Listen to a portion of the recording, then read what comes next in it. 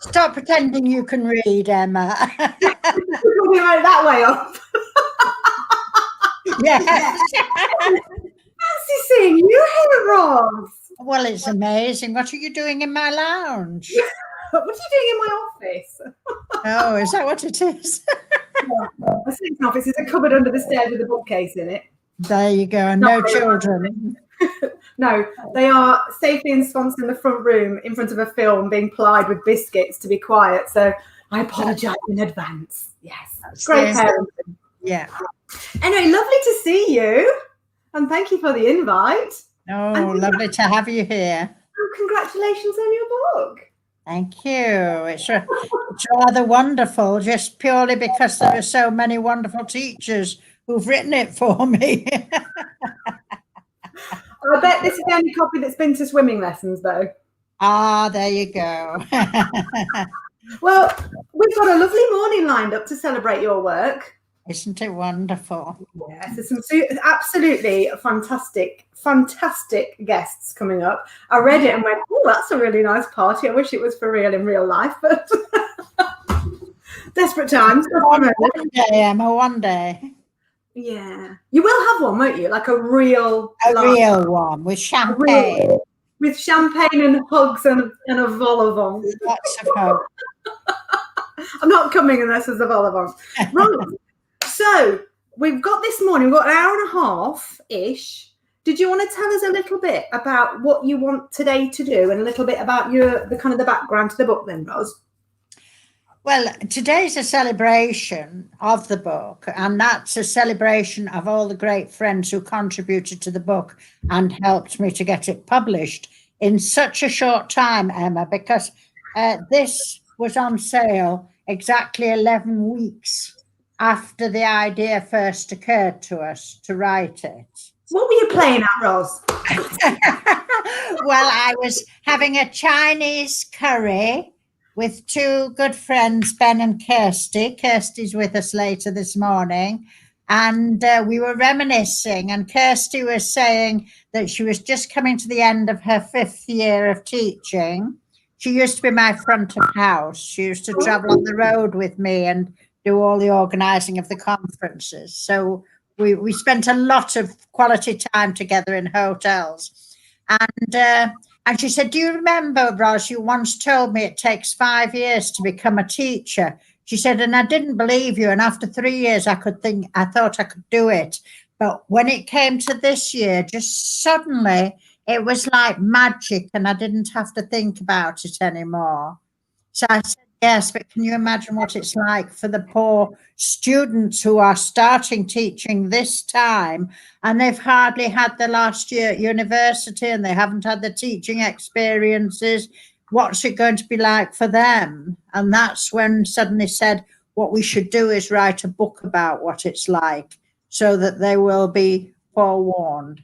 And that was how the idea was born. I wrote the book in 7 weeks.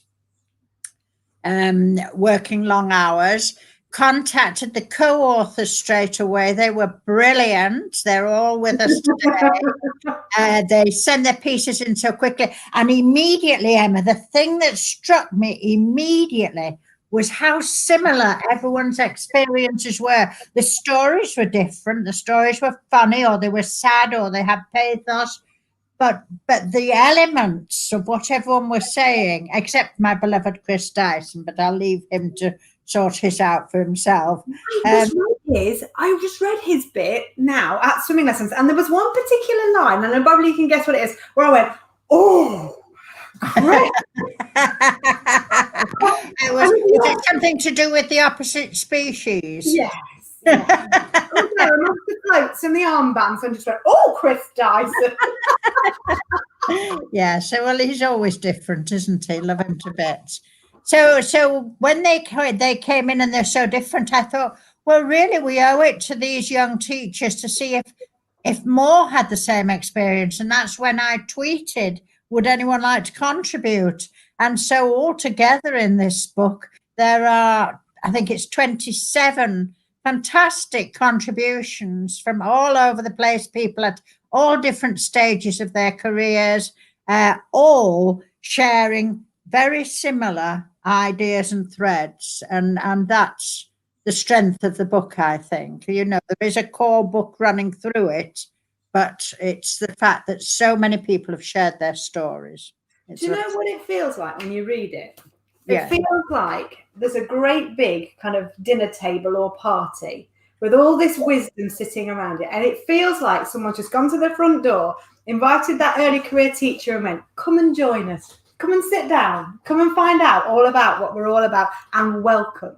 It's just the most wonderful feeling within the book to sort of say... I'm glad you said that, Emma, because we were determined that it shouldn't be an academic book. It shouldn't be a sort of a researchy book. It should be a chatting and telling you this is how it is. But don't get me wrong, it's not full of useful information. I think if any early career teacher reads this, not only is there kind of the collective hug of everybody in there, but so much wisdom, so much kind of experience and pearls of wisdom and nuggets to share with people that you wouldn't necessarily get from an academic text, because your academic, not sort of professional knowledge is one thing. Knowing how to do that job and how to hone that craft comes from experience and watching and listening to other people who've been there and done that. And this is what this is. It's the pearls of wisdom and the golden nuggets, but also that kind of, come on, I'll show you how to do it. It's just absolutely beautiful. I love it. And I've recommended it to all my early career teachers, all my cohorts. What struck us as we were going to publication, and we ought to give a big accolade to Richard for that, because he got it turned around in 2 weeks, which was remarkable. But what struck us was that nobody told any of us this. We didn't know it was going to be like that. And every one of us thought that it was only us. We thought this was our one experience and we were failing and we weren't cut out to be a teacher. And when you start talking like this, it turns out that just about, I think all except Chris, every single contributor went through the same feelings and experiences.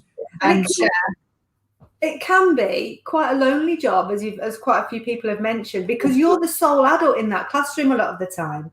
And then everybody's busy at lunch times and break times with their own, whatever they're doing. And so actually it's so important that you build that community to understand and learn that this isn't just you, and you're not on your own. You're not on your own. You're never on your own. No. And that comes through in the book, but also all the links on social media that are now available that we didn't have. There was no wider social network. You had your staff room and that was it, and some mates. Yeah, that feeling of not being alone comes through such a lot, and kind of we're all in it together.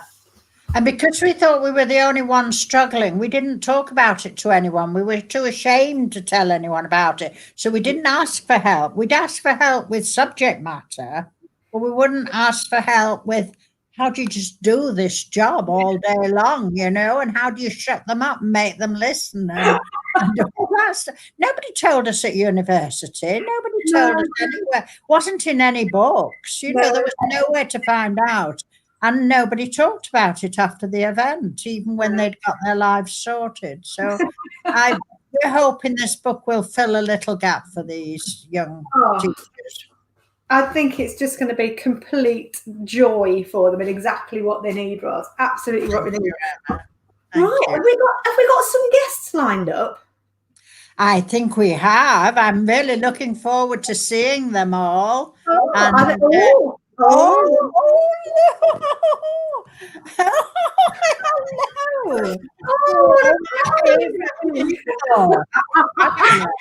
What a group. I'm so bemoaning the fact I've got terrible hair now from swimming lessons. Yes, it is pretty bad, but that's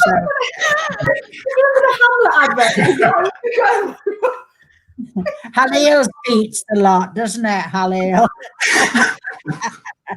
Welcome everybody. Welcome. We can see your names on the screen, but can we just say who we are and what we do very quickly so that everybody who's watching knows who's who and what's what? So Sam, you're first in my eye line with your Madonna headset. I'm Sam Twiselton. I'm the only person here who isn't actually a real teacher, so I'm a bit of a fraud. I work at Sheffield Hallam University, and I've made a short contribution to the book, and can't wait to hear what everybody else has got to say. And you were a teacher 500 years ago. 500 years ago. Alison. Hello, good morning. I'm really thrilled to be here. So I lead the Chartered College of Teaching, but prior to that, all my career, I've been a teacher, both primary and secondary. So delighted to be here. And congratulations, Ros. What a wonderful book. I know, congratulations to all of you, because it's your contributions that make it wonderful. So thank you, your dameship. Youlande, hello. I've never met you before. Hello. Hi, Emma. Pleasure to meet you. Hi, Ros, my old friend. Hi, Youlande. Lovely to see you. Lovely to see you all. So I'm an assistant head teacher, and I co-founded Mindful Equity with this wonderful lady to this side of me. And she'll introduce herself, I'm sure. Aretha. Hi, everyone. I'm Aretha, and I co-founded with that person or that person. We co-founded Mindful Equity UK, and that's really an organisation at grassroots working with Black and Asian women to move into leadership. Fantastic. And then my good friend, Halil. Hello. Oh yeah, how are you? You all right? Good. I'm Halil Tamgumus. I'm head teacher of a primary school in Leicester, and just a privilege to even contribute to the book. So thank you, Ros, and well done. Congratulations. No, it's thanks to everybody. It's a real team thing.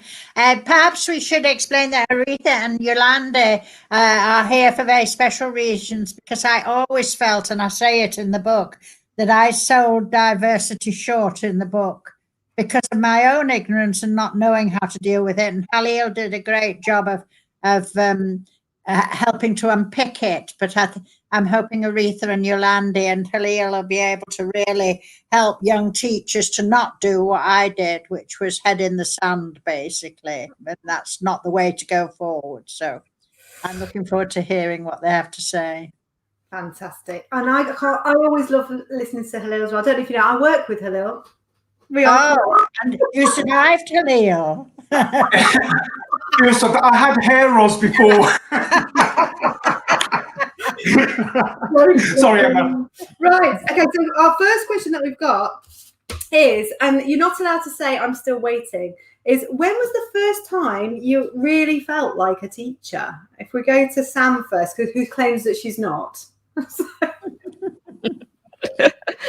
It's a really brilliant question, this, and it's not actually a straightforward answer. I can remember my very first year in teaching. The week before term started, I spent all week in my classroom setting it up, putting beautiful displays of all, labeling all the drawers. Spent all week feeling like a complete fraud, thinking, "Oh God, I just no idea what I'm doing when these children arrive next week." And then on the Monday of the first day of term, the school secretary brought my register in. I remember sitting and opening this register thinking, "My God, these are my kids. These are my kids. They're not just, I haven't just got them for 5 weeks or 8 weeks like I had done on the PGCE. I've got them all year." So I briefly felt like a real teacher then. And then about 2 seconds later, a boy who it turned out was going to be a member of my class, I heard him shouting outside in the corridor, "Oh, we've got a student." He'd just seen me through the window, and everything fell away, and I felt like not a teacher again. And I spent probably most of that first term with moments of, "Oh, isn't this wonderful? These really are my class, and I am a real teacher, and I love it." And then it very quickly getting knocked out by just not quite knowing what to do when somebody misbehaved or when a parent asked a question. So I think you're in and out of it all of that first year. I think towards the end of my first year, it was things like talking to parents in parents' evening in that summer term and realizing I'd got real things to say because I actually knew these children really well and they had progressed, and some of it was to do with me and some of it probably wasn't, but I felt like I knew what I was talking about at least. And I think it's, to be honest, it's only when you really see that real progress, and even then you know, you get this imposter syndrome, because even then I kept asking myself, well, they might have just progressed this much anyway without me. You know, you've no idea whether it's what you've done or whether it's just because they've grown up a bit. And so, you know, throughout, I taught for 5 years. I actually came out of the classroom at the end of 5 years, ironically. And during the whole of that 5 years, and then all the teaching I've done in the university since, I wouldn't say I consistently ever felt real.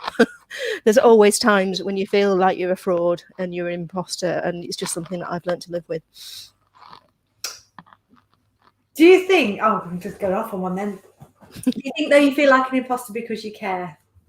Because you're always wanting to get better, and you always think that there's something else you should be doing or could be doing, or some way that you could improve?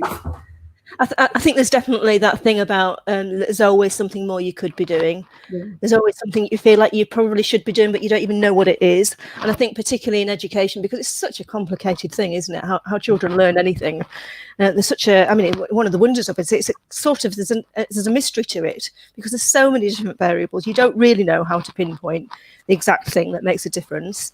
And so therefore you've always got that sense of, oh my God, you know, have I got it right? Have I got all the right things in place? And so there's always that fear of, I might just have forgotten to do the most important thing for this child.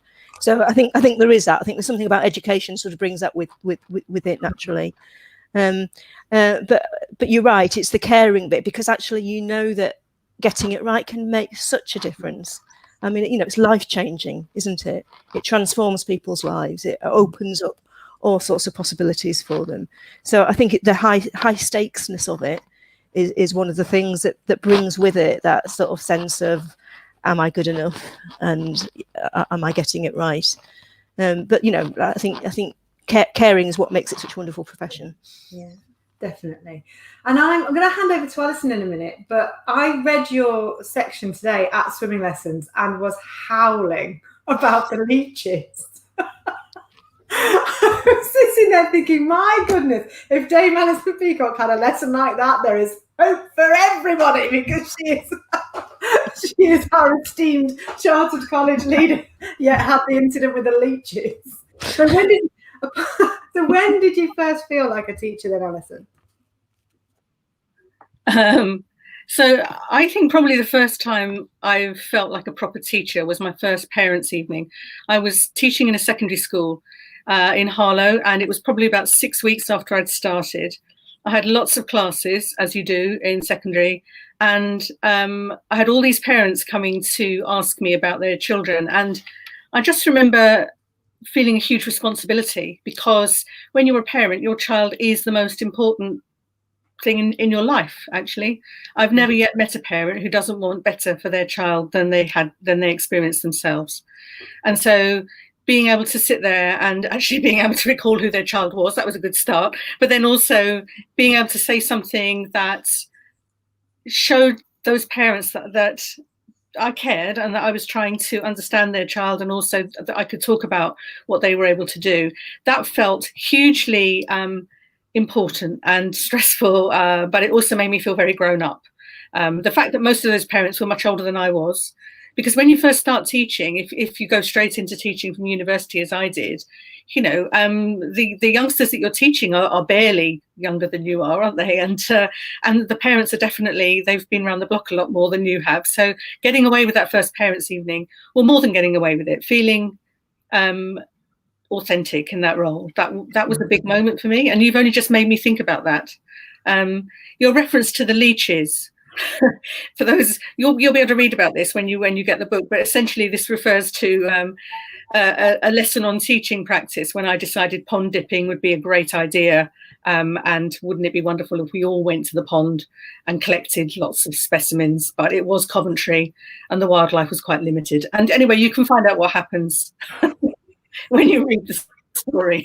It was absolutely brilliant. I started reading, I was thinking, oh, this is going to be very, you know, and then I just read it and went, oh my God.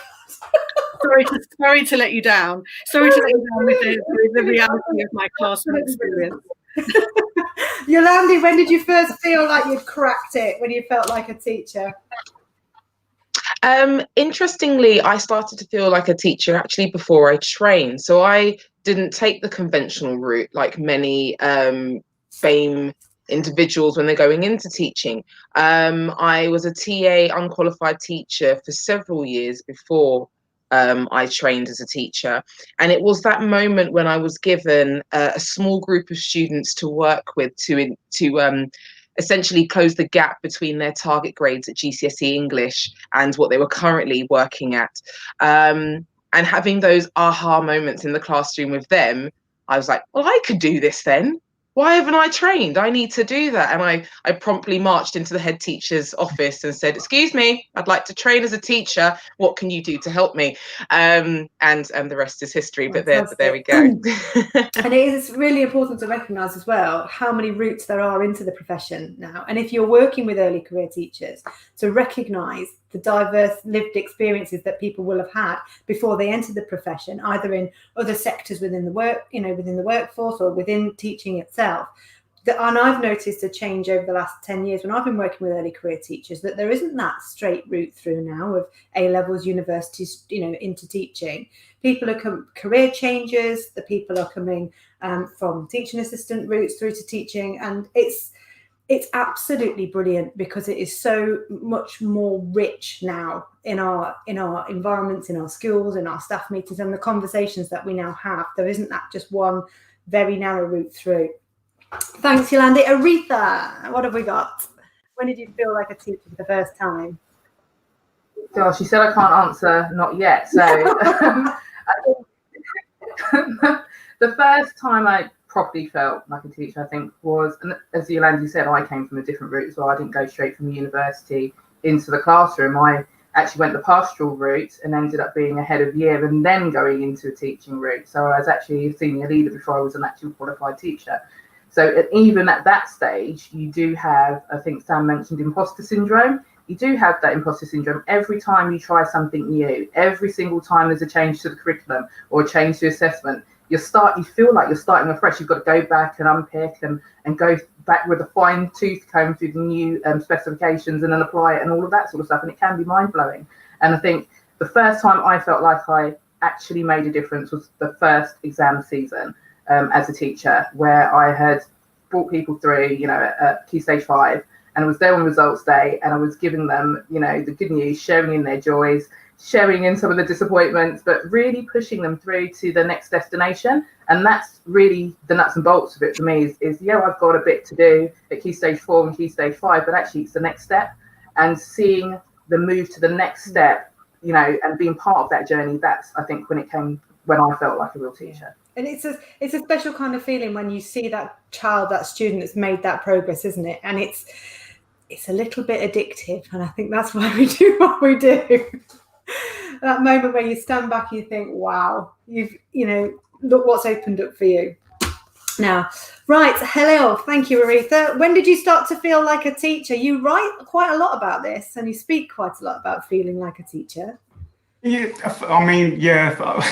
the moment I think I truly felt like I was a teacher came through kind of like almost halfway through my first year, Emma, if I'm going to be completely honest.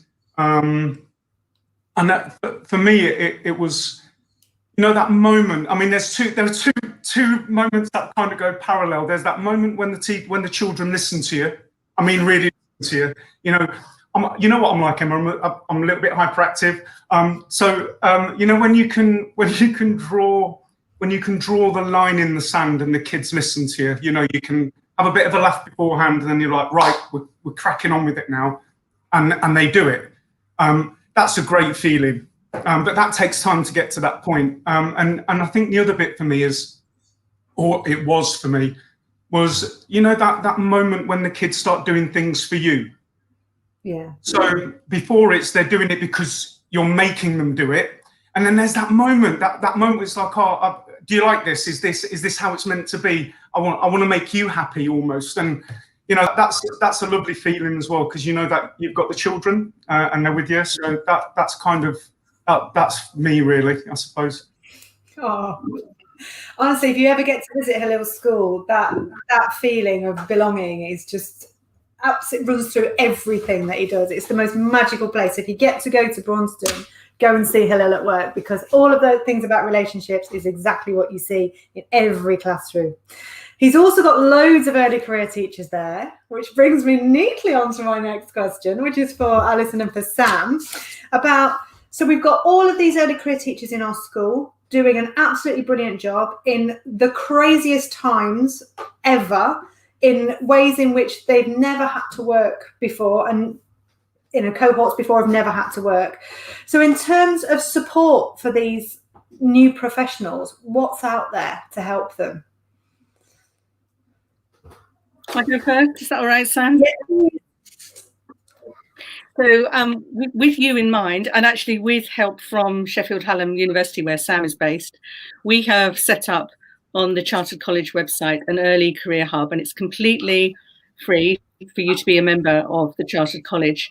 And the resources we have on there are all related to the early career framework. We've got a book that we've published, which is a bit more serious than Ros's book. This is the Early Career Framework Handbook, and this goes through all of the standards that you will be assessed against, but it also gives lots of information related to the professional knowledge that you will need to be a successful teacher.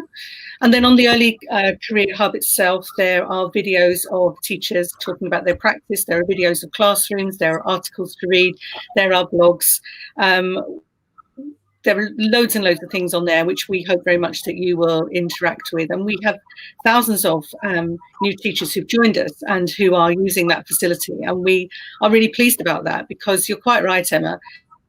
The challenges are huge. But having said that, I mean, all of our newly qualified teachers have got to the end of their first half term. Yay! So, they've all done half a term. And if you're actually listening to this, you're obviously either in some sort of stupor and you'd put it on by mistake, or you're a real superstar, but it'll be available later as well for people to listen to. So congratulations to everybody for getting this far, and thank you for using the resources that we've offered. Over to you, Sam. Yeah, well, of course, I knew Alison should speak first, because everything that she said is just so spot on. I mean, I don't want to say it all again, but please do look at that early career hub. Join the Chartered College, because not only do you get all those resources that she talked about, but you get linked into a kind of a support network. You get to meet other people virtually, or hopefully when the world returns to normality in real life as well. So definitely do that. I'm going to say some sort of fairly obvious basic things as well, though. Obviously, read the book, read Ros's book, an amazing source of support, as well as a lot of laughs. Do that. But in terms of in your own school, you're halfway through your first term, so you've probably done a lot of these things already. But there's something about not being afraid to be proactive about seeking support. You'll have somebody who's assigned to you as a mentor, and obviously you'll hopefully have already found a great source of support. But in my experience of working with early career teachers, sometimes they don't realise that people are just waiting to be asked, and as soon as they're asked, they will help, and they'll be really delighted to help you. It's probably a bit hard at the moment because you're not able to sort of circulate around the school in the way that you normally are, but people like being reached out to, and it's really good to have a range of different people that you ask for different things within your school. So somebody who you can just have a cry with, somebody that you can ask about pastoral support and how to help with behaviour, somebody who maybe has really been thinking hard about the curriculum. It'll be different people for different occasions, but be proactive. Don't wait for them to come to you, because they probably worried that if they sort of reach out to you, you might see it as a sign of weakness or failure, which is silly, but that that's human nature. Be proactive. Be proactive in your own locality as well. You're probably part of some kind of NQT program, whether you're lucky enough to be part of the Early Career Framework pilot, or whether you're just in a teaching school alliance or local authority set up where you've got other NQTs that you're kind of linked up to. Make the most of that network. Make the most of the network of people that the friends that you made when you were training. I'm still in touch with people who I did my PGCE with. It was the most bonding experience, because it's like-minded people going through a similar sort of process. Keep that going. Sometimes it's great to have an NQT somewhere else in the country that you can talk to, not just somebody in your locality. I mentioned the early career framework. That is something which is being piloted in some parts of the country. So if you're in Bradford, in Doncaster, in Greater Manchester, or the North East, you probably are eligible to take part in the early career framework pilot. It's only just getting off the ground. So if you're in one of those areas of the country and you're not yet part of it, it's probably not too late. It's also being rolled out in other parts of the country as well. So it's worth checking. But even if you're not lucky enough to be in a place where that's happening, and I'll say a bit more about what that is in a minute, the materials that have been written to support the pilot are freely available to everyone. So if you just do a quick Google at DFE, Early Career Framework materials, you will find there's a load of stuff similar to what you've got on the Early Career Hub at the Chartered College. But because it's been funded by the DFE, there's loads of videos and things like that. So it's well worth having a look at that, especially if you're the sort of person who likes to sort of work your way through self-directed study materials at your own pace and as and when you need to. That is a really helpful thing. The Early Career Framework itself is actually a 2-year funded programme of support and development for all early career teachers starting from next year. As I've said, it's piloted in some parts of the country right from now, but it will be there for absolutely everybody next year. So it's well worth keeping an eye on that. But beyond that, there's the provider that you trained with will be delighted to keep in touch with you and delighted to give you ongoing support and help. So if there's something specific, you just want to know how to do this particular kind of planning or this particular topic, drop them an email and they'll be absolutely delighted to help you. I know they will. We certainly would at Sheffield Hallam. There are also subject associations. So if you teach a secondary subject, there'll be at least one, if not several, subject associations, all of whom have really targeted specific resources and support for early career teachers. And then there's organisations like NASBIT, that's the National Association for School-Based Teacher Training, and USET, that's the University's Council for Education of Teachers. On their websites, they have quite a lot of either resources of their own or else links to other people's resources, which are all designed to help early career teachers. It's actually not a bad time, apart from obviously, global pandemic and all that. It's not a bad time to be an early career teacher because everybody has realised that we need to do more than we have done in the past to support them. And so actually everybody's getting their act together and really taking it seriously. So be proactive, I suppose, is my biggest piece of advice. And then definitely join the Chartered College of Teachers. That's the most important message from today. I wish the Chartered College had been around when I first started teaching. I really do. And I wish the Early Career Framework was out there. So I'm delivering on some of the expansion area stuff, Sam, at the moment. Definitely have a look at those materials. And I've just decided that these two together are like fish and chips. If you get both of those together, what a perfect marriage. What a perfect match made in heaven. Right. Thank you very much for that. And the thing I would say as well for early career teachers about support is I am yet to meet a colleague at any level, at any part in the sector, who if an early career teacher came up to them and said, I need some help, would say, nah, I'm not going to help you. Every single teacher, like Ros said at the beginning, has been through this same experience and wants to help our early career teachers. Nobody's going to tell you to go away. Nobody's going to tell you that you're being stupid. Nobody's going to say, oh, you should already know that by now. Everybody's walked that mile, that first mile in that early career. So they're always going to help you. So never be afraid to ask. Right. Want to move on? I'm getting I'm getting chivied on the chat. Right, so we're going to go on to our next question, which I've changed slightly because I'm naughty and I don't stick to the plan. So I have run this past Halil. I'm bringing him in. Is equally culpable.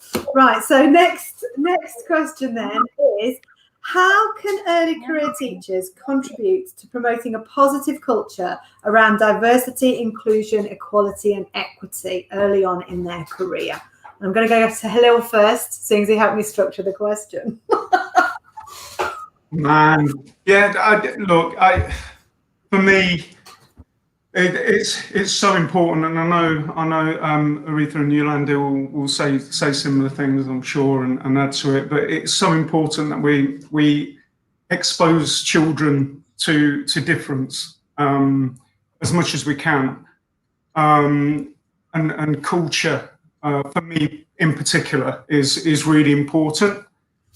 And for if you're a new teacher coming into the profession, or you're relatively new, and you are of a different ethnic background, or your skin color is different, I just think it's really important that you bring that to the fore, and you don't hide it or diminish it, that you actually show who you are. And I talk about bringing your whole self all the time, Emma. I'm always talking about bringing your whole self to the classroom.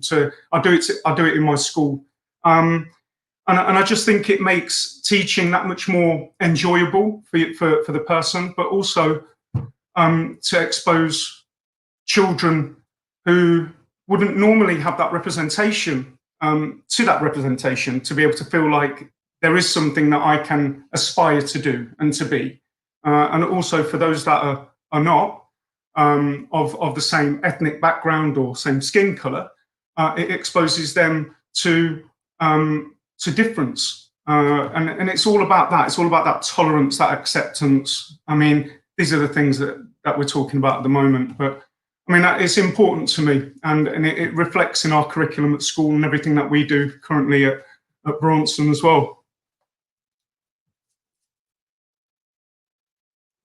I'm on mute. Aretha, obviously the work that you're doing with your organisation as well is obviously working in this area as well, isn't it? Yeah, I mean, one of the things we are very passionate about is representation at all levels in schools, and that could be at your student council, it could be at your senior leadership team. It's about representation and diversity, and really building that into your school framework and allowing that to be that central thread upon which all your policies are built on, all your practices are built on, because that's when it becomes that heartbeat of the school. That's when inclusion becomes a real central focus for everybody in the school. And I think for early careers teachers, you mentioned this before, Emma, it's about collaboration. It is about going out and finding out what your school actually is. What's the makeup of your school? What's the school context? What's the local demographic? And once you know that, that's when you can tailor your practice to meet the needs of the school environment. If you don't know your demographic, if you don't know your cohort, you're going to be pitching at a different level. And that includes parents as well. They're part of your school community, and really understanding the diversity within your school community, your parent group and your staffing is so important to what you're going to be delivering in your lessons. And it's about putting the knowledge that you're imparting on your students into context. It's about thinking, okay, this is my cohort, this is my demographic and my local area. But actually, how are we putting that into a global context? How are we relating it to worldwide issues? And importantly, allowing students to explore why we're relating it to local issues, why we're relating it to global issues, and then giving them the space to question and challenge, because that's where the learning takes place. We hear it all the time, it's where the challenge is. So giving them all of the information and allowing them the space to question and debate some of the key issues. And that's where you find out where your students are. That's where you find out actually what are their beliefs, what do they want to aspire to, and that then can help you to plan those things like the next steps, their destinations, what they need, what they're not getting maybe outside of school, what you then put into your co-curriculum offer. It all maps together, and I think as soon as your school becomes inclusive and has that as a key thread, you start to ask those questions in a different way. And it's about making sure that you don't present knowledge in one format or from one perspective. It's about allowing that discussion and debate to take place.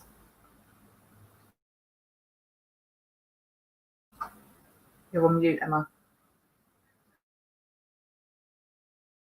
That's because I'm an idiot.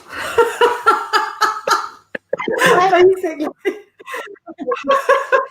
There's a t-shirt in M&S that sells at the moment that says, "You're on mute, I need to buy it." Right, Youlande. Sorry, I had a lovely link there, and now I've lost the plot. So, Youlande, it's your experience and your sort of take on that the same as Aretha's? Is your area of work the same? Yeah, so with both of us in Mindful Equity, I think Aretha summed up beautifully how the system itself, the institution of the school, should take responsibility in a holistic way to address it. And I just want to bring it back to the classroom, to the individual teacher. And Ros, I'm sorry to bring this back to you, my dear, but I just wanted to read something from the chapter of diversity, where you said, I've left this to last, one of the most important issues in the book, to last because I don't know how to tackle it. And I think that is essentially how most trainee teachers stepping into the profession, particularly in settings that aren't very diverse, will immediately feel. And there's a two-pronged approach I feel that anyone should take. Firstly, be a champion. And secondly, recognize that your job as a teacher is a social responsibility. So being a champion, meaning champion that individual child who may be different from the majority. Because if you are their voice and you amplify their difference and help them own it, celebrate it, encourage it to be seen as something we accept, and it becomes usualized, because normal always suggests that there is something that's abnormal. So if we usualize these differences in our context, then those students will be a lot more accepting. If we go back to the second branch where I said it's a social responsibility being a teacher, the school environment, your classroom, is a microcosm for the society that is about to be created years down the line. And if you look at that classroom and look at, when we come back after half term, we're going into anti-bullying week and those themes of collegiality, relationships, etc. It starts with those conversations that you're having, you shutting down that language, you, as Aretha said, providing that safe environment for them to challenge and ask questions about themes, and because perhaps at home, they're not having that opportunity to have those conversations. So if you be a champion for the minority, and you acknowledge that you have a social responsibility to bring in, celebrate, explain, and encourage difference in your classroom setting, that will feed as a thread into the society that will grow out of that school. Youlande, I genuinely got chills then. that bit about the microcosm of society, I genuinely got chills when you said that. That was absolutely fantastic. I'm so pleased this has been recorded, because I know for one, I am going back with my pen to make some notes on what you've just said. So thank you so much. Ros, there's a lot of, there's so much responsibility and so much thinking to do as an early care teacher. Was there ever a time that you felt like you wanted to walk away? Like you just thought, this is too much, this isn't for me? Like more than the 3 times a day, every day for the whole of my career.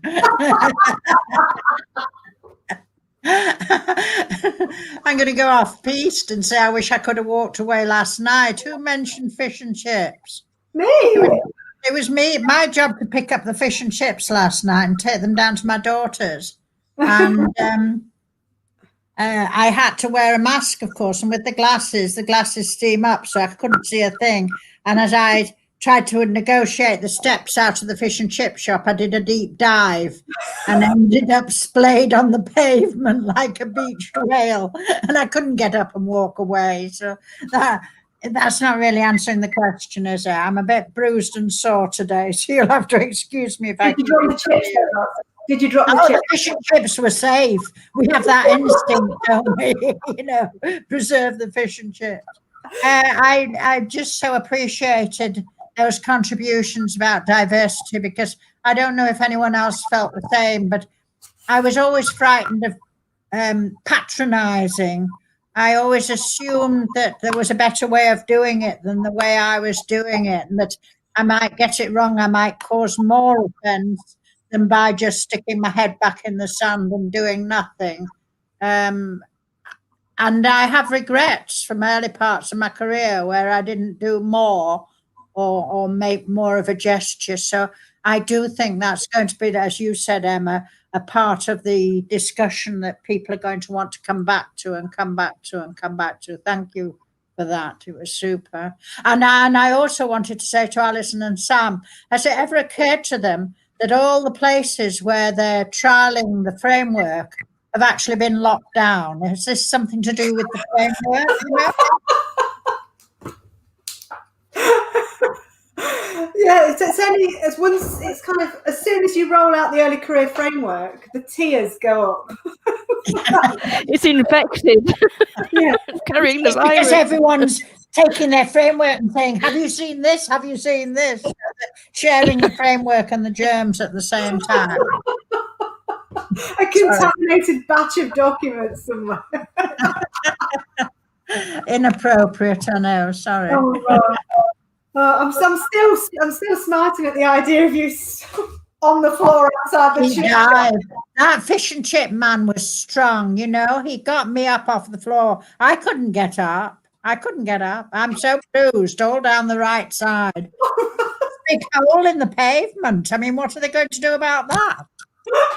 I've got a vision of you with cotton chips and mushy peas akimbo on the fish. No, it was curry sauce, Emma, curry sauce. Chinese curry sauce. Very nice. Well, now I know what a deep dive is anyway. So what, with your wisdom then, Ros, in terms of, so imagine an early career teacher comes knocking on your door, a bit strange in the middle of lockdown, but if they came knocking on your door and said, I feel like walking away, this isn't for me, what would you say to them? Well, the first words would have to be, we've all felt that. We didn't do it. And we're thrilled that we didn't do it. It's the most wonderful profession to be in.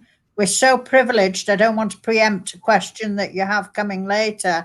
But it's a wonderful, wonderful job to do. Stick with it. Tomorrow is another day. You put it behind you, shoulders back, chin up, smile on your face, and you sail back in again. The wonderful thing about children is that they're forgiving and they're forgetting.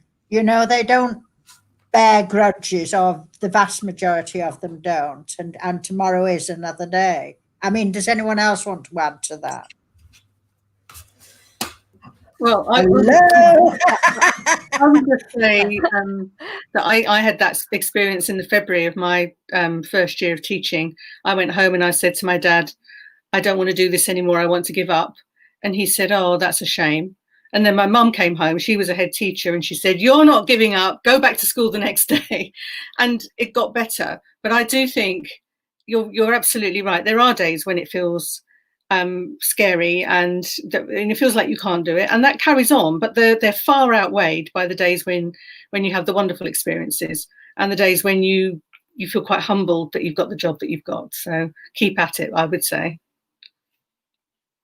I remember the day I graduated, and we didn't have a lot of money growing up at all. And I remember standing on the steps of Liverpool Cathedral where I graduated, and my dad gave me, well, my dad didn't give me the certificate. He wasn't giving out the certificates, but he sort of held that certificate and he said, do you know what, our kid, you're never going to be hungry again with that, ever now.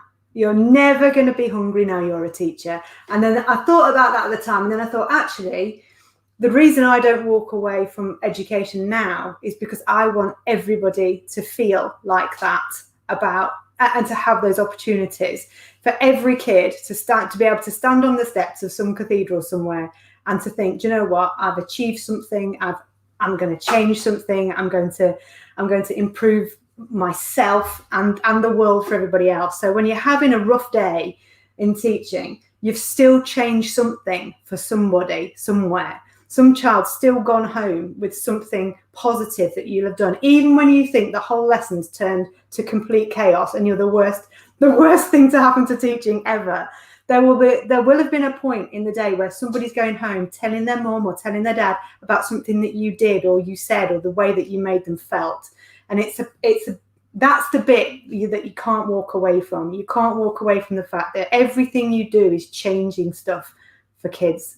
And like Youlande said, for the future, that you're building that future in your classroom. So never, ever, even on your worst day, you're the best chance those kids have got. Right. I think it's tea and a wee time, isn't it? Am I right? I don't know. Richard, say something in the chat. Is it break time? I've completely lost track of what I'm doing. Yes, break time, he says. Okay, so if you'll line up nicely, get your coats, we'll go outside.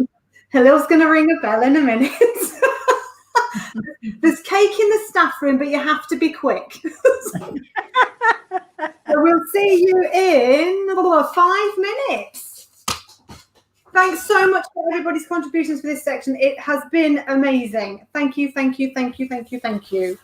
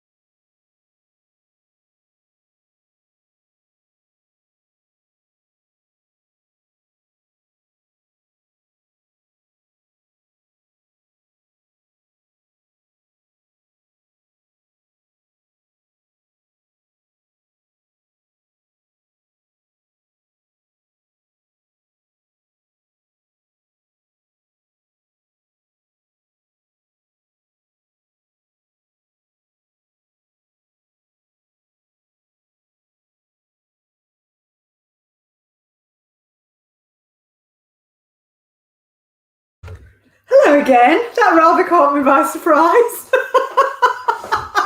Hello, everybody. Oh, what a lovely bunch you are. Hello, hello, hello. Some familiar faces, some people I stalk on Twitter I've never met in real life, Chris, and some people I've not seen before. So welcome to session 2 of this delightful launch of this lovely book. Who's been good and got their book ready to wave? Waft it if you've got it. Chris, you're letting the side down. Where is it? Where's yours? Outrageous. Well done, ladies. Right. So welcome back, everybody. Session 2. I'm going to ask you all to kind of unmute yourself, and I'm going to sort of say what you do, where you're from. It's a bit like a game show. Hi, I'm Emma from Box. Ros, did you want to say hello to all of your friends before I get them to introduce themselves? I do. I'm really, really grateful to you all for being here. I would have loved to just have the whole 27 of us, but at least we have a really nice proportion. Thank you all for being here. Nothing better on a Saturday morning, is there? And we have agreed we're going to do it live when all this stuff is over with Prosecco and a little something sweet to eat, I think. So no dirty talk at this time of the morning. Thank you, Emma.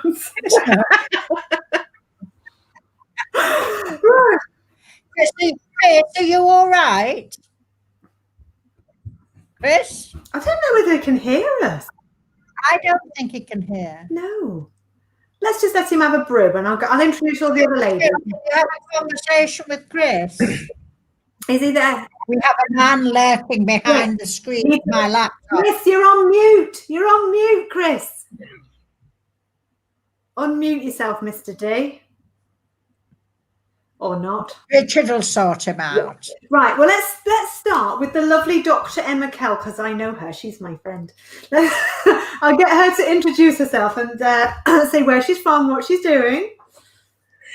Good morning. I'm Emma from Bucks. No, I'm not. I'm actually from Hertfordshire, but same old thing. I'm very grateful to you all because I should be standing by a rainy football pitch at this moment, and I was able to say, terribly sorry, other parents. I'm doing a conference, so someone else can do it. So thank you for that. I'm wincing on behalf of Ros because falling is no joke. I face palmed into a tube train not long ago, and there was blood and ripped tights, and no one did the thing, and my children just sat and laughed. Anyway, I'm a teacher, I'm a writer, I'm a researcher, I train teachers, and I'm wildly excited to be here. Hugely privileged to have contributed to this book. Lovely to see you all. And you. Right, who shall I go to next? Audrey. Hello, you're next in my eye line. Hi, good morning.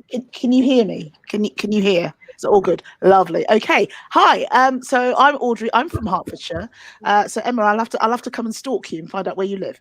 I am a former head of a free special school. I'm now a director of a consultancy and coaching setup where basically I support school leaders. I also lecture at Goldsmiths College on special educational needs. And yeah, I'm just loving life after headship. I have to say that, loving life after headship.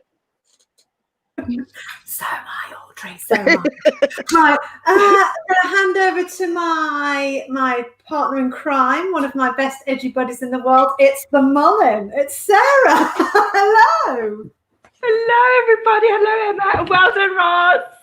Fantastic book. Put it in your Amazon baskets now if you haven't got it already. Thank you, Sarah, but it's all down to you all, you know. You did half the work. Brilliant book. Well, I'm Sarah Mullin. I know a lot of these wonderful people on Twitter. Emma, I've worked with on so many projects. We've done New Ed 1, New Ed 2. We're on every conference going together. Oh, there's Emma. Emma Kell. So I first met Emma Kell. So I'm doing a doctorate in education, and I'm researching the underrepresentation of women in secondary school headship, and also underrepresentation in general. You can't be what you can't see. And it was Emma's research that actually really inspired me. And I saw I knew Emma's name and I knew Emma's face, Yeah, I'm surviving teaching. There we go. And I thought, you know something, I'm going to be 10% braver here. I'm going to send her a message out of the blue and say, I love your work. And since then, we've just got on incredibly well. And now we're working on projects together. So Emma, you're a big inspiration. Chris, I worked with you on the ITV Britain Get Talking campaign as well. And I know all of you wonderful people from your brilliant contributions to this book. Oh, thanks, Sarah. Sarah and I once got lost in London and she had to take me home. That's another story. You've not lived till you've sprinted to a station with Sarah Mullin after elimination. But right, great, thanks, Sarah. Rachel, do you want to introduce yourself? Say hi. Oh, I think that's right. Hello, can you hear me? Hello. Well, I am just the head teacher, I'm afraid. I've been teaching a long time. I think I've mentioned lots of schools in the book, and I suppose my journey is about the journey through those schools and what I've learned in each of them. But I currently am a head teacher in Bramhope, which is in Leeds, and part of the Collaborative Learning Trust. And I know Ros of old, actually. We met in a former life on a training day in Oman. Cool. And at that time, you know, it was all big writing. Big writing came in and overtook us in Oman and spread through the world. And I suppose it's really fortunate I've met you in another life, Ros. So I'm delighted to be here. Really, really pleased. Thank you for having me. I think it's just wonderful, Rachel, that we've met up again like this, because, of course, I live in the village where Rachel is the head teacher. So we've got a second coming, and we've all taken advantage of it in a very good Italian restaurant not too far away. Didn't fall over outside that one there, Ros. No, I didn't fall over outside that one. I'm beginning to regret that story. It was a deep dive. Okay. Dive. Thanks. I read your section this morning whilst I was at swimming lessons with the kids. And I was just thinking, my goodness me, there's no corner of the globe or education this woman has not touched. It's absolutely fascinating to read your section. And I loved the bit about where you said there are no shortcuts to learning on the job. I actually wrote it down. I was grateful. So thank you very much. I'm going to go over to Kirstie to say hi. Hi. Hi. I'm a teacher. I'm currently in my 6th year now of teaching. I am really good friends with Ros, and that's why I've been so lucky to be part of the book and then part of this conversation. Yeah. Kirstie was my front of house for 3 or 4 years, so we travelled together. We stayed in hotels together. She kept me on the right path. and we know all each other's deepest secrets. So there you go. That's she's a real friend to me. Yeah. So we've got to be friends. She's responsible for the book happening. It was a comment that she made, which I was talking about at the beginning. If you weren't with us at the beginning of the morning, do go back later and have a look, because I explained how the book came about, and it's all Kirstie's fault. All your hours of working are Kirstie's fault. Well, on behalf of everybody then, Kirstie, thank you. Because it's an absolute cracker of a book. And if you were the inspiration or the impetus for getting it started, you have done education a huge service. So thank you very much for that. Right, is Chris unmuted, or is he just ignoring us today? Is he going to say hello? He's still on mute. Unmute yourself, Chris. Unmute yourself. Trying. Oh, there he is! Hey! That was the greatest mime artist of the North, or you hadn't quite got the text sorted. It's nice to keep me quiet for a little while and things. So, well, I'm Chris Dyson, and I'm the proud head of Parklands Primary School in Leeds. And like lots of other people, I had the luxury of when I was a teacher of growing up with the Big Right and the VCOP. So when I actually became head teacher, I had the pleasure of actually meeting Ros with Simon Pobble when we did a little event at my school. Oh, it was one of the most significant and inspirational people that I've ever met in my life. We've gone on tours around the country with the sort of brew heads. you know, and I'm so proud that last year she came into my school and inspired my Year 6 writers. And, you know, I've just got the cherry on the cake now because Ros Wilson on Thursday this week made her first appearance as my brand new school governor at Parklands. So I feel I'm the most happiest, luckiest, most enriched person for having Ros in my life. And the first session, I grabbed the last 10 minutes this morning after doing me drop-offs and things, has been absolutely beautiful. So what a great occasion this is to celebrate one of the most inspirational people in education that's ever been in our lifetime and things. So beautiful. Totally agree with that. Love you, Chris. Love you. Once met, never forgotten, always inspired after meeting Ros Wilson. Always.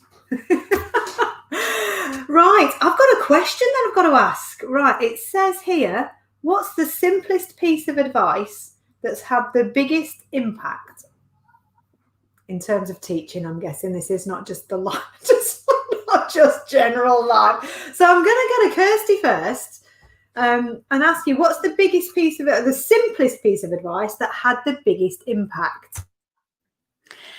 I would definitely say ask yourself why. This came to me quite late in my career, but ask yourself why you're doing everything. So in terms of planning, why are you planning that specific lesson? Is it just a nice activity, or is it going to meet the objective, or, you know, get those children making progress? But also in time management, I really struggled with time management at the beginning of my career. And actually, if you just ask yourself why you're doing those things, why am I sat here marking for 2 hours an evening? Is it making progress? If it's not, don't do it. And really, that's something I come back to all the time. Why am I doing it? And if it's not for the right reasons, then don't do it. Definitely. I need to learn how to use this blooming microphone. I need a simple piece of advice for this. So wake up. Right, simple. Emma Kell.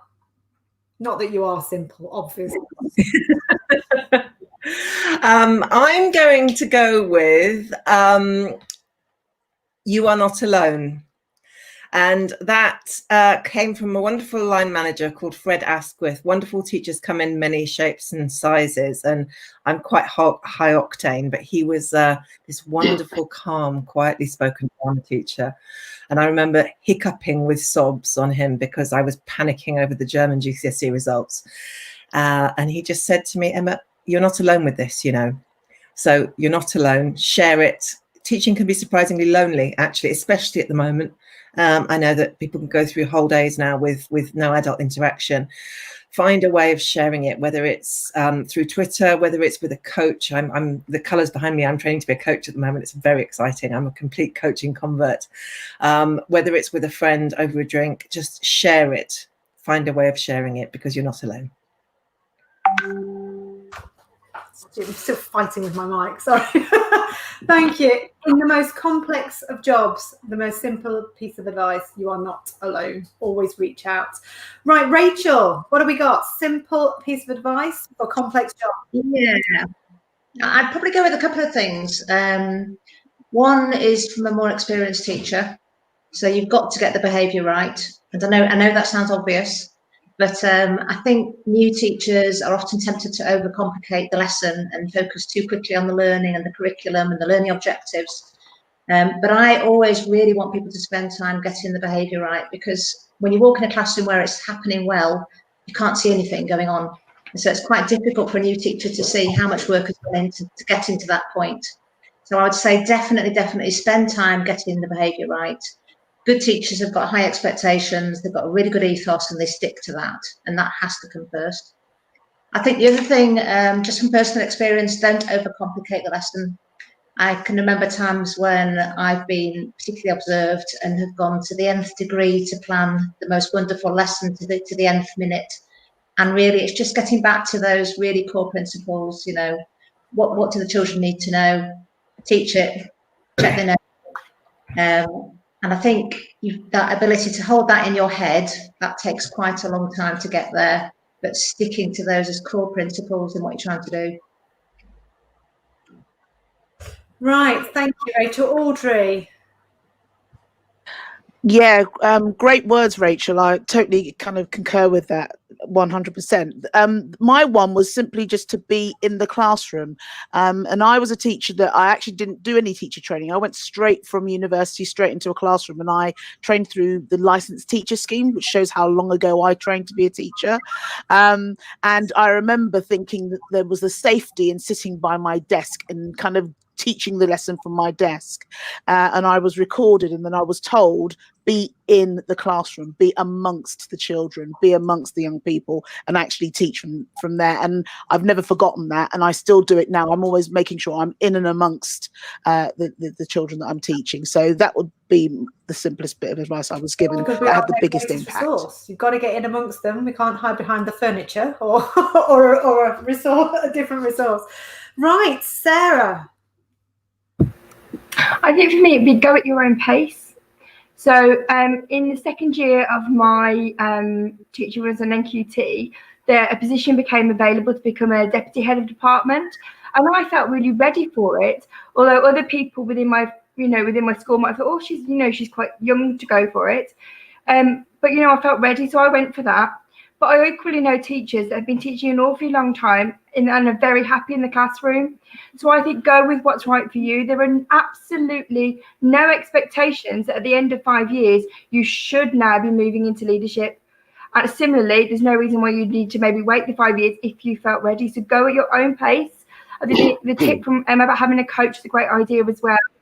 Talk it through and just enjoy the journey. That is so true, especially now we've got so many people in teaching who've had previous careers or have come into teaching from a different angle. That single career trajectory it doesn't exist anymore. So definitely thanks, Sarah. Right, Chris, does yours involve fun by any chance? It involves relationships, as it were. So I mean, the most important thing when I first got my first teaching job, it was the world. I could do my own register, set my own room up as everything. But to get that impact, it was all about the relationships with the children. I was a bachelor boy when I first started teaching. I didn't really have any teaching friends. So I basically put my life and soul into building up that school community. I had an after school club every single day, even on a Friday till 5 o'clock. And then I went and volunteered at the local cricket club and did cricket coaching. And it built that relationship with the parents, the children. And when you've got that relationship with the children, then your teaching becomes a lot more straightforward because you've got the sort of respect and things. But it's my advice those first few years is just be organised. I always still like having lists now. I had a list, sort of a timetable then of what time I was finishing school, where I was going next, what I was going to be volunteering doing. But those relationships are absolutely key. And it's something that I then took through my career with new schools and new responsibilities until I became head teacher. So nothing even now is more important than relationship with parents, with children, and then with staff. Sort of leading from the front, as it were. So. Thanks, Chris. You know, you were talking there, I was just thinking, an army marches on its stomach, teaching marches on relationships. just getting to me just then. Ros, have you got any little pearls of wisdom? Your kind of the simplest piece of advice you could put on the front of a T-shirt? Every single person who spoke, when they were speaking, I was thinking, oh, yes, that's the most important. Oh, yes, that's the most important. Now I've got a list, thank you, Chris, of about 50 most important from all these wonderful people. But I still have to go back to my tomorrow is another day and mixed with fake it to make it. So it doesn't matter how awful the moment seems now, you put it behind you, shoulders back, chin up, smile on your face, and you sail back in and you do it all again, because tomorrow is another day. Children don't hold grudges, most of them. They soon forget, and you can make up and learn from your mistakes. And we did. We all learned from our mistakes. We all made mistakes, and that's the important bit. No one ever admitted they made mistakes in the bad old days, and you thought you were the only one who was struggling. So be sure that everybody struggles at the beginning with something. I know in Chris's case it was with the women, but we won't talk about that. I must admit, Chris, that line in your section of the book, I was just saying earlier, I was at swimming lessons, I read it and went, oh, Mr. Dyson. Outrageous. Things you don't expect to read. Right, and we're going to have to move on. I'm getting chivied again. Right, so this is about well-being. So how do you manage well-being as a new teacher? Are there any tasks that new teachers really don't need to do? And I'm going to come to you, Chris, first, because I read your section at swimming today about sick leave, about happy staff, and about well-being. I don't know whether you want to talk about that or something else about well-being. If you've got happy staff that feel respected and well loved, quite simply, it cuts down on sort of sick leave. When I started my school, there was something like 636 days taken from the staff. So I came sort of into school, and I've got a very young staff. And I remember back to a story when I was 24, 25. The lad that I lived with, he was getting married. He was getting married on a Friday because he wasn't a teacher. And I had one of those head teachers where if I went and asked, see if I could go to the wedding, they may have said no. I was an usher. So I ended up having to take a sick day to make it more realistic. I had to do a 2-day sick day. And I didn't want my staff sort of doing that. So I built in wellbeing days, so staff can build up 5 wellbeing days. So if they've got a hen do, if they've got the mum coming over from Canada, if they've got anything like that, then they basically just can take that day. And when you've got staff then that feel trusted, that can build up a time to be able to do whatever they fancy, as I said, you lose all those sick days. I've not spent a penny on supply in 4 years. You know, I've got 3 non-class-based teachers, myself and the deputy can cover the lessons, and it has such an impact on well-being. And of course, if you've got teachers that are consistently in all the time, then the children are learning more because they've got the normal teachers and things. So although it's my governors at the start was, I wish we want to be giving sort of days off and things, and then I explained why, and they sort of give the evidence. And it's as I said, sick days now are just pretty much non-existent, except self-isolating, of course, now. I see a flurry of job applications to park. Well, funny enough, I've had to replace the most beautiful Senko in the world, lovely Beth Bennett, who's retiring, sadly. But I had 90 applicants for her job. So well-being really attracts people to come in and things. So it does. And I know, Emma, you've written a massive amount around well-being. So what would be your advice in a nutshell for an early career teacher for well-being, apart from buying a new book? In a nutshell, yes, book written with Adrian Bethune, just published. In a nutshell, you have more control than you think you do. Nobody is going to sort your work-life balance for you. Nobody is going to thank you for dragging yourself into school with your limbs hanging off. Don't fall for presenteeism. Don't be a martyr. It's a marathon, not a sprint. There you go. Nutshell response. I know how hard it is at the moment. Every day is just bonkers at the moment. Absolutely. You start off the day at 9 o'clock. By 12 o'clock, the goalposts have moved. By 3 o'clock, they've moved again. It's just like a constant reactionary state. Right, Audrey, what would be your, in a nutshell, for early career teachers? Yeah, I mean, everything that's been said is absolutely right. Relationships are key. I think, yeah, the martyr thing, putting on your cape and thinking I've got to come in, not at all. But it kind of echoes what Kirstie said about just knowing why you're doing something. If you're doing a task and you're thinking, actually, that's not going to impact positively on the children that you teach, why are you doing it? Also have a real clarity about when you leave school. And there's that whole thing, isn't there, that, yeah, I'm going to stay till 5. No, I'm going to stay till 5:30. No, I'm leaving at 6:30. No, I'm locking up the school. You know, all of that stuff is that one-upmanship. Just decide and actually be clear on one particular day. Say, right, when the kids go, I'm going. Because actually I'm going to go off and have a coffee, or I'm going to go off and get my nails done, or something like that. I mean, and I did that as a head. I used to kind of almost practice that so that staff would see that they didn't have to be staying there till 8 o'clock at night. And just make sure that you've got time for yourself. That's probably the biggest thing. Knowing who you are and what you do, they are 2 separate things. When we're in teaching and in education, we kind of get subsumed into all of it being the one thing. I am a head, I am a teacher. Actually, no, you are who you are. And what you do is the business of head teaching or whatever it is. So separate the 2. And it's so important as well to do that, to bring your whole self to the job, to bring a person to the job and not a husk. you know, and we send a terrible message to children and about our profession, where if we're constantly there, always there till ridiculous o'clock at night and first thing in the morning, we're saying to those children about our profession, come and be a teacher. You don't have a life, you don't have any friends, you never have a social life, and actually we sleep in the art cupboard. You know, what a terrible message to send about the life friendliness of our profession, where the children go, do you live here, miss? Well, actually, no, I'm going, like Audrey said, to get my nails done. Because I'm an actual person who does not reside in the art cupboard. Right, Ros, just give you a little pithy tip. That's a straight to be Ros's pithy tip about well-being. Oh, that threw me. I was too busy admiring Audrey's contribution there. Well-being. I'm not sure. When she said throw in your whole self, I was thinking, but there's an awful lot more of me than there is of most other people. And I seem to be throwing it around quite well already. It's not doing me a lot of good on well-being, Audrey. So there's something in the advice that's not working for me. So that's where my brain was consumed about how well was I being when I was deep diving out of the fish and chip shop. So sorry about that. Right, we'll move on from you headlong in the curry sauce then, Ros, and I'll go on to the next question. The next question is, what keeps you going as a teacher and why do you love the job? And I'm going to ask Kirstie this because you've just said you're going into your 6th year. Is that right?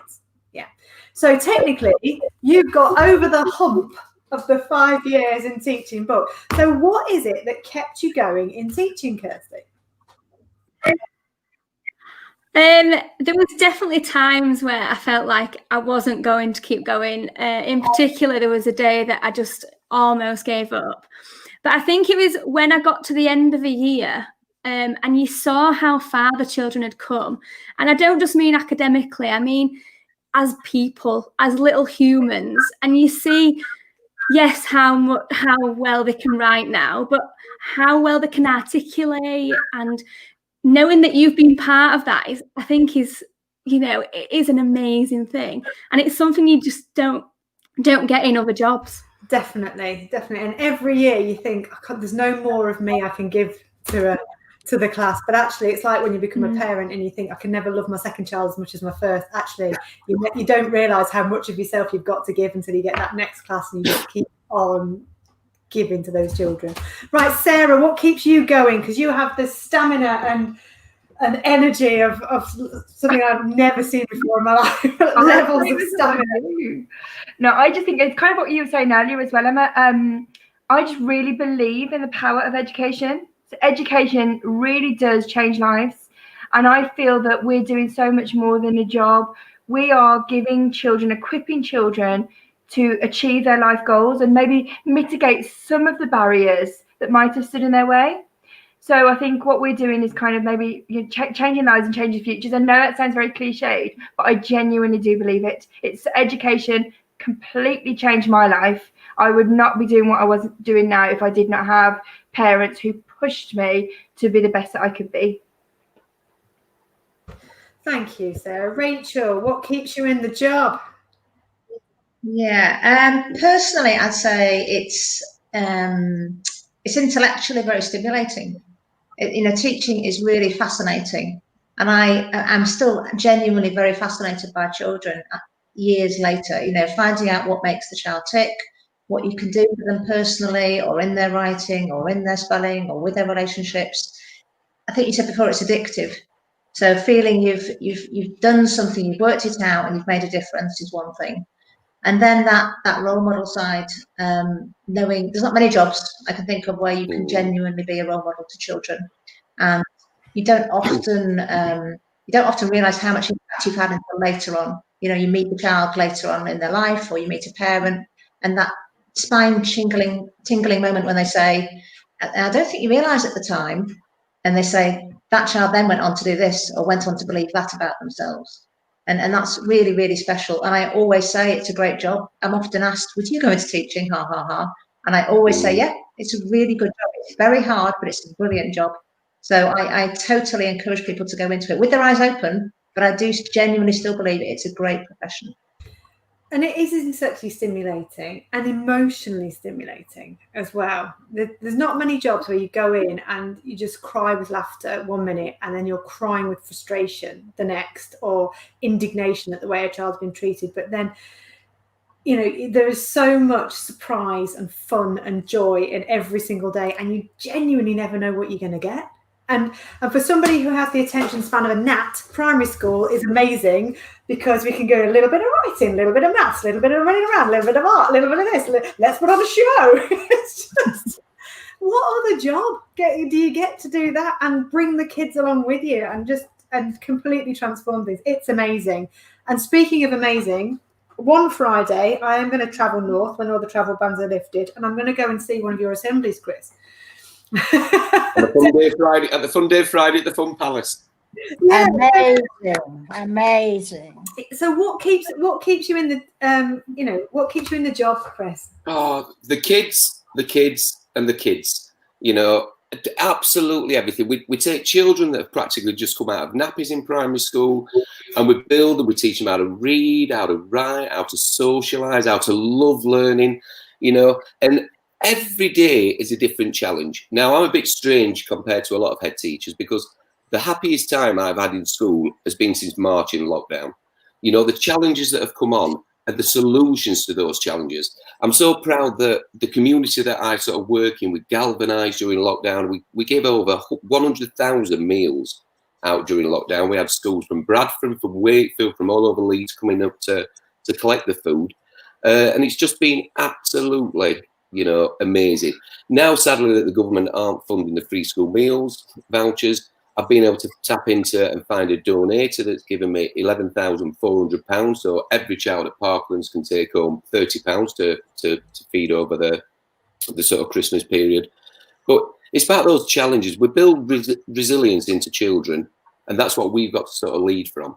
And as I said, every single day is different. But for once, I actually feel like I'm a real head teacher. I'm not chasing kite marks. I'm not chasing healthy eating marks. I'm creating something that, you know, it's a difficult time for everyone, children, parents, communities, the world.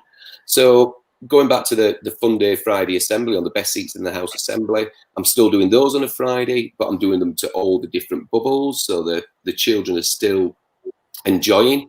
Christmas is going to be a challenge, but what keeps you going is that every day is different. And I feel I've got as much sort of passion and energy as now as when I've started back on that journey when I was an NQT back in good old 1994. Crikey. I am definitely coming up to your place. I've not had an invite. I'm just going to say. You can come anytime. You get pizzas, lemonade, you know, one of the high fives and things, but we've got lots of elbow bumping at the moment and things. And it, you know, it's just giving them that love of coming into school and showing that we care. And everybody on the first session today, you know, with the great Sam and Alison, Peacock and things, to all the guys on here, we just want the same thing, and that's the very, very best for our children. Definitely. So, Ros, you've been in education for 1 or 2 years. What? Barely out here in QT year. What kept you in it? I think Rachel hit the nail on the head, and I think it led all that lovely exchange that's just gone on there, you know. I don't know any teacher. You set me thinking, Rachel. I've never heard a teacher say, I wish I hadn't become a teacher.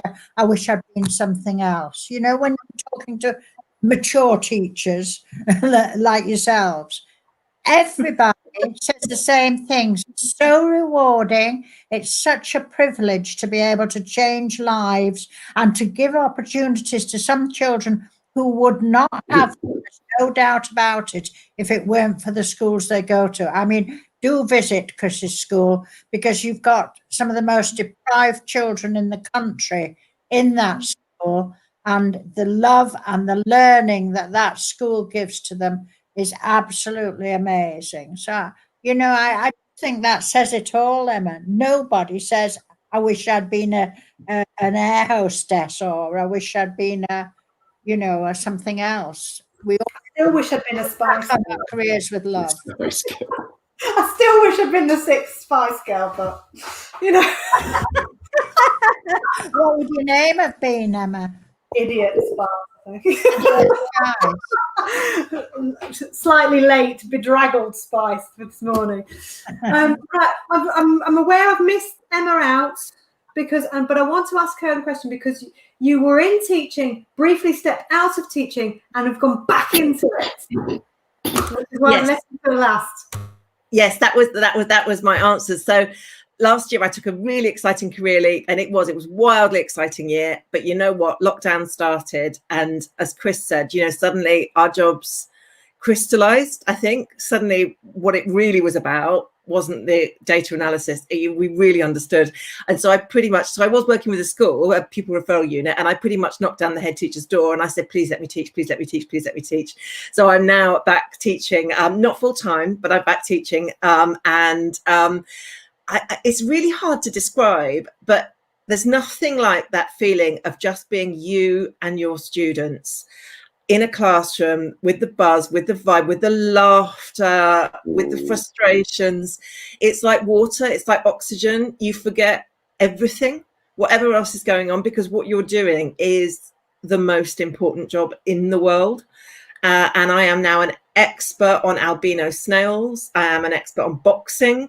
And you just, you find those little things which make the most vulnerable kids tick. And those, as Chris says, those relationships start to spark. And you realize that you are making a difference. And there's that wonderful quote that every interaction is an intervention. We use intervention to mean extra GCSE classes. That's not what it is. It's every little interaction we have which leaves a mark on those young people. And it's such a privilege and such a joy. You can tell how excited. Fridays are my favourite day. Oh, thank you so much, Emma. This has been an absolute delight to be with you guys this morning. Thank you so much for all your contributions. That was my final question.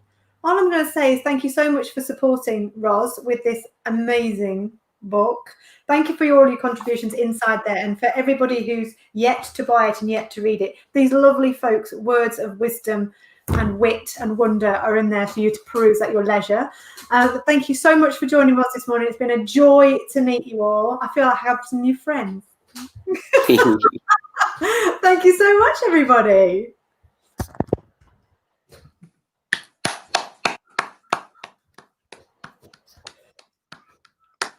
Oh, Ros, is it just you and me left to clear up? I feel quite emotional, Emma. Oh, you should. Wasn't that lovely? Wasn't that what a lovely hour and a half we've had? I've had the best time. Absolutely the best time. Fabulous people, and so different and yet so similar. Oh, I just love the fact that you've got everybody from all those different sectors, from all the different phases and stages, people who are based in school, people who are not based in school. And it just goes to show that everybody is literally on the same page, trying to do the right thing, the same thing for the children and for the profession. It's just been an absolute joy. And do you know what it's given me, Ros? It's given me hope. It's given me hope. A lot of hope. Well, my big hope is still, Emma, that the young teachers do get the word somehow, that this word can be shared, whether they're sharing copies of the book, whether some of the universities adopt the book as a talking discussion topic. I don't want any more teachers to go in blind like most of us seem to have done and have to bumble their own way through, afraid to ask for help about things other than subject knowledge. I really don't. And do you know what? I read a lot of books. I know. I see that. But mainly swimming lessons. You have very long swimming lessons, don't you? Where you have books. Very. I'm a slave to my children's butterfly. But I read this.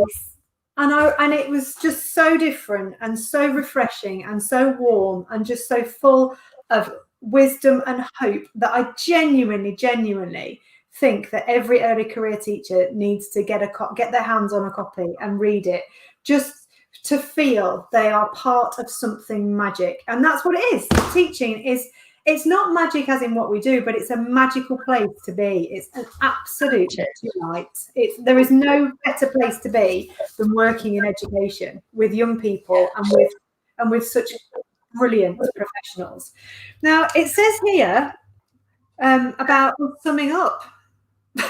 Yes, summing up. Well, I think there's only one word for it, and that's wow, isn't there? Yeah.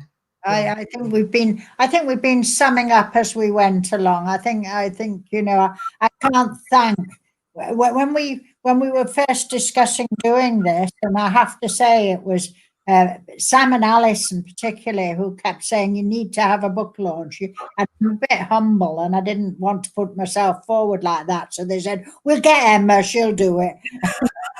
And I just feel so grateful that I've made all these friends in the last part of my career who I never knew before, because for so many years I was just ploughing a single path by myself with big writing. To have all these wonderful friends to come forward and do it. So when we were planning the launch, I said, well, perhaps one or two of the contributors would speak for us, if they didn't mind giving up a little bit of their Saturday morning. So emailed you all, and every single one of the co-authors came forward and said that they would like to help. And I'm getting lovely messages now in the side screen from Sarah and Audrey and people. So I was so moved by it. And I just wish we could have had the other 17 contributors on, because their pieces are wonderful too. And I think it's such a strength to young teachers to be able to read from the perspective of not just one writer, which is what most books are about, but from so many people, as you say, from such diverse backgrounds in the profession, from Kirstie with her 6th year of teaching, starting her 6th year of teaching, right through the spectrum to Dame Alison, who's perhaps one of the most influential educationalists in the land at the moment as chief executive of the Chartered College. It's a wonderful thing. So I remember, Ros, being in must have been about my 5th or 6th year of teaching. I remember sitting in front of a computer with a spreadsheet, and it said Ros Wilson, big writing, and I was filling in some kind of assessment thing. And I suddenly thought about that the other day, and I thought, I could never have thought back then as a very young teacher working on that piece of work to assess my children's writing, that I would be sat here with you today. All these years later, and I don't go away. I refuse to stop. I had quite a moving experience this week, because I attended virtually via Zoom a very interesting panel discussion about vocabulary. I know you did, because I couldn't interview you that day because you were at that.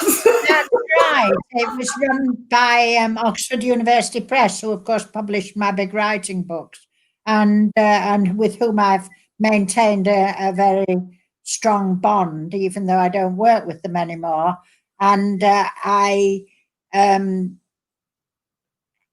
sitting listening to them talk, what they'd done is prove through academic research exactly what I was saying in the first years of big writing, the big writing maxim: a child can't say it, a child can't write it. So it comes down to the language the child has got. And when you meet Chris Dyson's children, many of them are very vocabulary barren, because they don't meet it in the home, and they don't have books, and so they're not exposed to the vocabulary. Back in the day when I first started that consultancy, Emma, I called it 2020 Vision. And I sat at this panel discussion and I suddenly thought, my goodness, it's 20. We're here. And at last, it's being academically researched, because I got a lot of opposition in the beginning. I got a lot of consultants and so on saying it was nonsense and children should find their new language accidentally like I did. Well, I'm sorry, but there's some communities where the language you find won't be the language you need for academic success. Isn't that the universe at work though, Ros? 2020 vision and then 2020. That was what I called myself. I have a lovely little job to finish off the morning, and that is that we did promise that while we were talking, Richard, who's got to be thanked for making this wonderful session run so smoothly and so perfectly, even when he's nagging me in the corner there. But he has done the draw of all the 140 odd registered participants in today. And I thank all those people, and I hope they've found it enjoyable and interesting and worthwhile. But he's done the draw and he's picked a winner. And the winner of the draw, who will get a free copy of this book signed by myself, and that is Becky Webb. So Becky, watching, I don't know any more about you than that. I don't know where you are. I don't know how far you are into your teaching career, but congratulations, because like it or not, you're getting a copy of the book. So we need you to DM Richard and Richard Robinson. I think I published his, you can DM me and send your address so that we can send it to you. Oh, congratulations, Becky. And thank you so much, Ros. Thank you for having me. Thank you for inviting me to come with your friends. It's been an absolute joy. And congratulations on this book. I know, like everything in teaching, it will have an enormous impact and a legacy. And people will be referring to this way, way, way into the future, because it's an absolute joy. Thank you so much, Ros. Thank you, and thank you, everybody. Thank you all, and thank you to all the contributors and the co-authors. Thank you all, and thank you, Richard, behind the laptop. Thanks, Emma. Cheerio. Bye, everyone. Bye.